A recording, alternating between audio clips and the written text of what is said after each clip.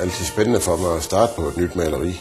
Fordi det er jo, på en eller anden måde så er det sådan lidt jomfrueligt at gå i gang med et nyt lært. Man har ikke nået at ødelægge noget endnu, og man har stadigvæk en formening om, at dengang der laver man sgu nok det bedste maleri, man nogensinde har lavet.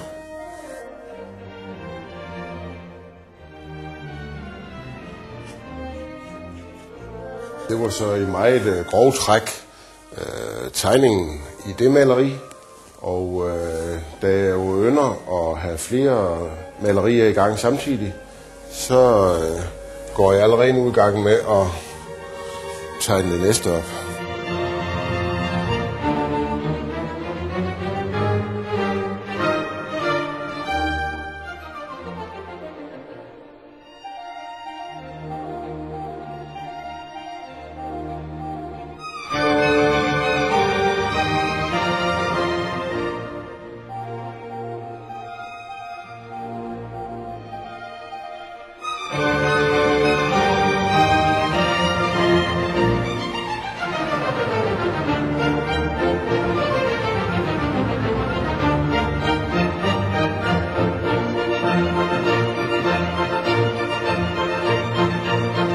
Selvom det måske ikke er helt tydeligt her i starten af processen, så er det faktisk meningen, eller mit håb, at de nye malerier skal blive til en sommersvite.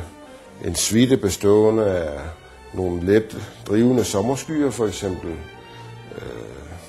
Det lette spil af solen i poppelbladene, eller måske det lette flyvende spin, som edderkopperne trækker over kornmarken i det fænomen, man kalder flyvende sommer. Lad os se, om det lykkes.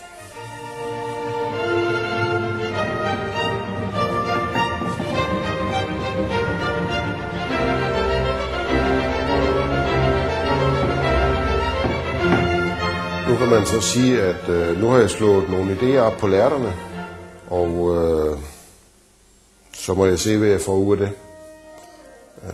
Der er lang vej igen.